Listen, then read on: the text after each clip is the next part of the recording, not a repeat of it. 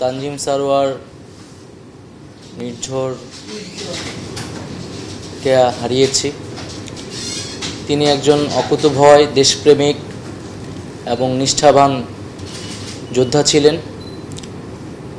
আমাদের জাতি একজন দেশপ্রেমিক রত্নকে হারিয়েছে।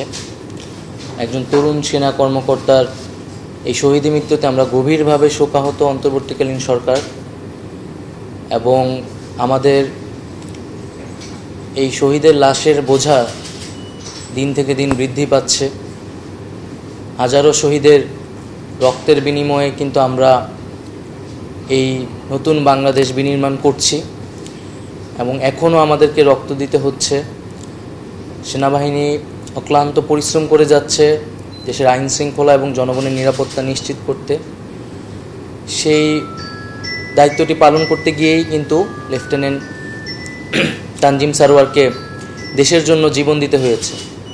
তানজিম সারোয়ার আমাদের দেশের জন্য, তরুণদের জন্য দেশপ্রেমের একজন প্রতীক হিসেবে সারা জীবন থাকবেন। আমরা গভীর শোক প্রকাশ করছি, শ্রদ্ধা ভরে তাকে স্মরণ করছি এবং তার পরিবার এবং বন্ধুজনের প্রতি সমবেদনা জানাচ্ছি। এবং আরও একটু বলা প্রয়োজন যে আমাদের যে জুলাইয়ের অভ্যুত্থান ছাত্র জনতার, সেই অভ্যুত্থানে কিন্তু এই তরুণ অফিসাররাই ছাত্র জনতার পক্ষে দৃঢ়ভাবে, বলিষ্ঠভাবে অবস্থান নিয়েছিল, পক্ষে কথা বলেছিল এবং গুলি না চালানোর জন্য সেনাবাহিনী পরবর্তীতে সিদ্ধান্ত নিয়েছে। এই অভ্যুত্থানে এই তরুণ অফিসার এবং সৈনিক সহ সেনাবাহিনীর যে ভূমিকা ছিল, জনগণের পক্ষে তারা দাঁড়িয়েছিল এবং সেই দায়িত্বের জায়গা থেকে এখনও তারা কাজ করে যাচ্ছে। অন্তর্বর্তীকালীন সরকার এবং জনগণের নিরাপত্তা নিশ্চিত করার জন্য আইন শৃঙ্খলার দায়িত্বটিও কিন্তু সেনাবাহিনীকে পালন করতে হচ্ছে দেশ রক্ষার পাশাপাশি। তো আমরা পুরো সমগ্র দেশবাসী সেজন্য কৃতজ্ঞ, এবং এই যে তরুণ সেনা কর্মকর্তা লেফটেন্যান্ট তানজিম সারোয়ার, তার প্রতি সকলেই আমরা শ্রদ্ধা জানাচ্ছি, স্মরণ করছি, এবং সামনের দিনগুলোতে আমরা এই তানজিম সারোয়ারকে স্মরণ করব এবং তিনি আমাদের দেশের জন্য, তরুণদের জন্য অনুপ্রেরণা হয়ে থাকবে।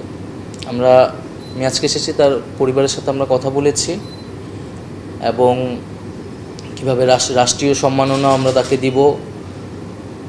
মাননীয় প্রধান উপদেষ্টা ডক্টর মোহাম্মদ ইউনূস তিনিও শোক প্রকাশ করেছেন। তিনি এখন দেশের বাইরে আছেন। দেশে ফেরত আসলে আমরা তার সাথে আলোচনা করব এবং টাঙ্গাইলে তার বাড়িতে, তার এলাকায় আমরা তার স্মৃতিকে ধরে রাখার জন্য হয়তো একটি ব্যবস্থা রাষ্ট্রের পক্ষ থেকে নেওয়া হবে।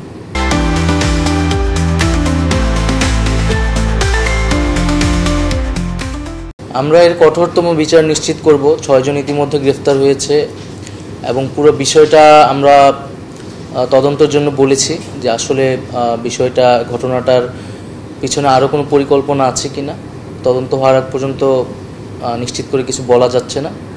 তবে এর পিছনে যারাই থাকুক না কেন, এই ঘটনার অবশ্যই বিচার হবে এবং পুরো দেশে আসলে এই যে অবৈধ অস্ত্রগুলো রয়েছে, এই অবৈধগুলো দ্রুত সময়ের মধ্যেই পুনরুদ্ধার হবে। যত বাধা বিপত্তি থাকুক না কেন, আমাদের আইন শৃঙ্খলা বাহিনী ও যৌথ বাহিনী নিষ্ঠার সাথে কাজ করে যাচ্ছে যাতে মানুষের জননিরাপত্তা নিশ্চিত হয় এবং দেশের আইন শৃঙ্খলার পরিবেশ ঠিক থাকে।